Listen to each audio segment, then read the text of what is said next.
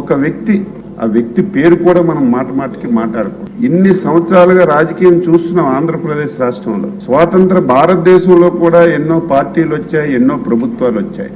కానీ ఒక దుర్మార్గమైనటువంటి ఆలోచన, ఈ రాష్ట్రానికి నేను ముఖ్యమంత్రి అయ్యాను, ఈ రాష్ట్రంలో శాశ్వతంగా నేనే ముఖ్యమంత్రిగా ఉండాలి, ఈ రాష్ట్రంలో నా ఒక్క రాజకీయ పార్టీ ఉండాలి, ఇంకొక పార్టీ ఉండకూడదని ఒక ఆలోచనతో డే 1 నుంచి కూడా ఆ రోజు పనిచేసిన విషయాన్ని ఒకసారి నేను గుర్తు చేసుకుంటున్నాను. అందులో భాగంగా కక్ష సాధింపు చర్యలన్నీ కూడా మొదలయ్యాయి. ఎవరైతే ఆ రోజు ప్రభుత్వం పైన, ప్రభుత్వ నిర్ణయాల పైన, ప్రభుత్వం చేసినటువంటి తప్పుడు విధానాల పైన గొంతెత్తి మాట్లాడారు, ఒక్కొక్కరికి కేసులు పెట్టి అరెస్టులు చేసి ఏ విధంగా హింసించారు మనందరం కూడా చూసాం. అందులో భాగంగా మీరు కనీసం ఆ పార్టీ గుర్తు మీద గెలిచినటువంటి పార్లమెంట్ సభ్యులు మీరు కనీసం ఆ ఆలోచన చేయాలి. ఆ రోజు మీరు 151 స్థానాలతో ఆంధ్రప్రదేశ్ ప్రజలు గెలిపించారు. మీరు ముఖ్యమంత్రిగా చేసినటువంటి నిర్ణయాలు సరిగా లేవు, దీనివల్ల రాష్ట్రంలో అనేక ఇబ్బందులు జరుగుతున్నాయని చెప్పి మీరు ఆయన మంచి గురించి, ఆయన నడవడిక మార్చుకోవడం గురించి మీరు గొంతెత్తి మాట్లాడితే,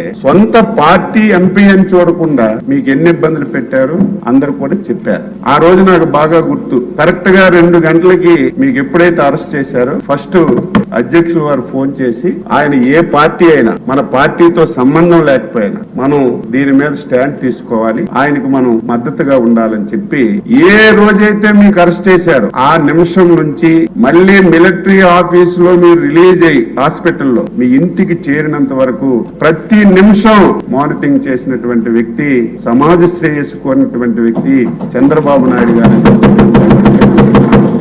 ఆ రోజు ఎవరు మాట్లాడలేకపోయారు, ఎవరు బయటికి రాలేకపోయారు. ఢిల్లీలో ఒక రిప్రజెంటేషన్ ఇద్దామంటే ఎవరు పలికినటువంటి పరిస్థితి లేదు. అప్పటికప్పుడు మా పార్లమెంట్ సభ్యుల్ని చెప్పి రిప్రజెంటేషన్స్ ఇచ్చి లాయర్స్ తో మాట్లాడి ఏం జరుగుతుందో ఆ రోజు పర్యవేక్షించి ప్రజాస్వామ్యాన్ని కాపాడడానికి ఇటువంటి వ్యక్తులకు మనం రక్షణ లేకపోతే ఈ రాష్ట్రం చాలా దారుణంగా తయారవుతుందని అనునిత్యం నీకే కాదు మాకే కాదు ఒక సామాన్య పౌరుడికి చిన్న ఇబ్బంది జరిగినా మన బాధ్యతగా మనం చేయాలని చేసినటువంటి వ్యక్తి చంద్రబాబు నాయుడు గారు. అందులో మీకు పడినటువంటి కష్టాల్లో ఆ రోజు మేము కూడా భాగస్వామ్యం.